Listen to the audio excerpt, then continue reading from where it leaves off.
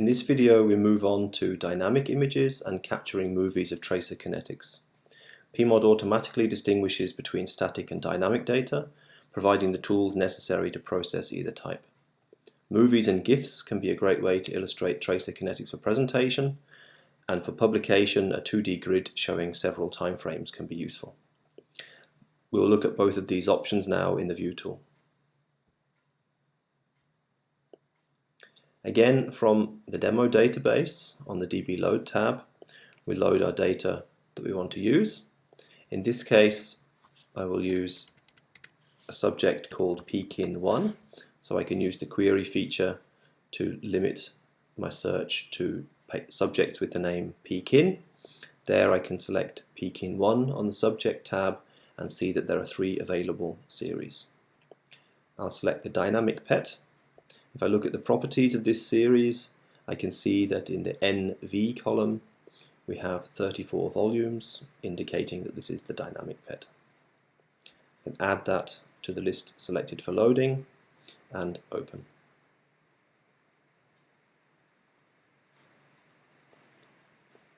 To return to the standard display, I can right-click in the image display area, where I can select Layout and return to the normal orthogonal planes layout. Then I can set the upper value of the color threshold for this particular data example to 30 kilobecquerel per cc. And on the General Image Manipulations tab here, I can also reset my slice gap to 1 to Ceylon 3 from the previous exercise. Now I can explore my data by moving through the time frames, and I can do this using the time slider, which is the second slider in the top right. In this case, with increasing time, we see more and more washout of our tracer. This process of exploring the data can be automated. So using the third image control tab, I can create a movie through the frames of the image, and then I can start the movie with the arrow just at the bottom of that panel. Then I see a movie playing through the time frames, and I can still triangulate different locations and watch the effect of the tracer inflow and washout anywhere throughout the image.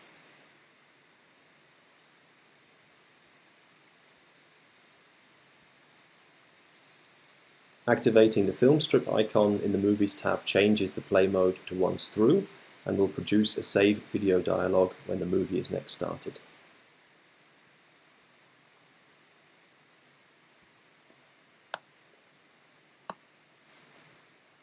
In this save video dialog, I can choose the format that will be created, the frame rate, and exactly what part of the display will be captured.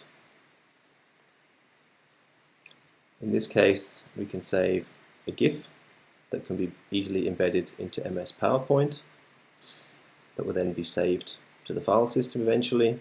We can select a frame rate of 8 frames per second, and we can use the active area, which is showing the sagittal section through the data. Then when I want to capture the movie, I use Start, at which point the movie plays through, and I'm presented with the option to save that movie to the database. If I want to embed it, then it's more useful on the file system. So in the lower right of the Save dialog, I can select Save to File System. Here I can navigate to an appropriate folder. So I could use the Pmod installation, and within the data folder I can create a new folder for my tests, and I can give this GIF a name corresponding to the data that was used.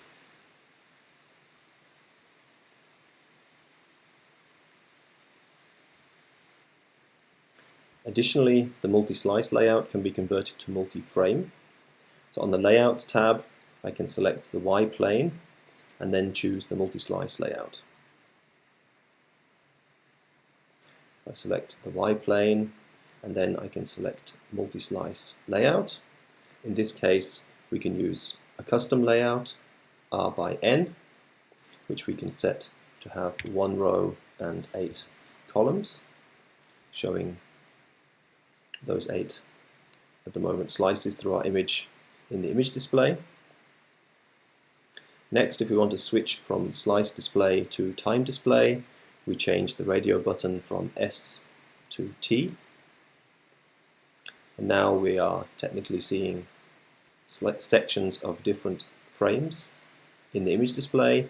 Using the mouse wheel, I can change the slice selected, or I can return to the general image manipulations tab, where I can adjust the time using the time slider.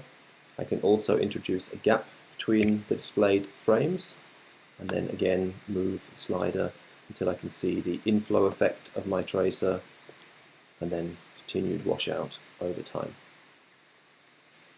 Again, this can then be captured where it could be used in publication. So in the lower right of the image display, I have my capture display option. Here, by capturing the full display, we have all 8 frames.